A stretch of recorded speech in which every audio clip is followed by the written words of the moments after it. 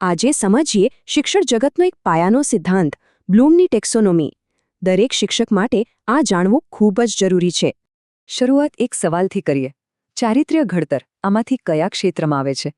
જેમ જેમ આપણે આગળ વધીશું જવાબ એકદમ સ્પષ્ટ થઈ જશે. પણ એ પહેલાં થોડો ઇતિહાસ જાણી લઈએ.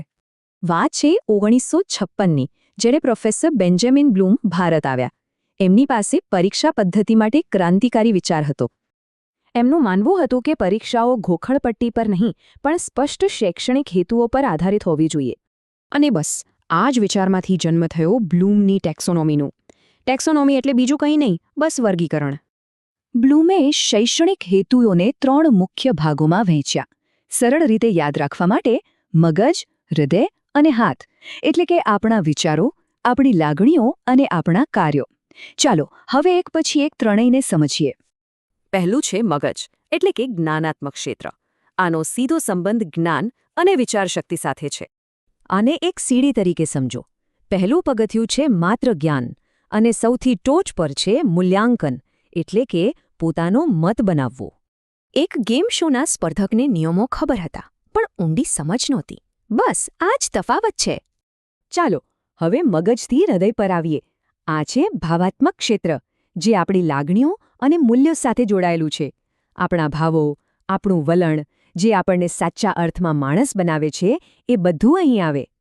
આ ક્ષેત્રમાં મૂલ્યોને અપનાવવાની આખી પ્રક્રિયા છે, જેમ તે નક્કી કરે છે કે આપણે કેવા વ્યક્તિ બનીશું. ચારિત્ર્ય કેવી રીતે ઘડાય છે એનું એક સરસ સૂત્ર છે, અને એની શરૂઆત હંમેશા એક નાના વિચારથી થાય છે. અને છેલ્લે હાથ, એટલે કે ક્રિયાત્મક ક્ષેત્ર.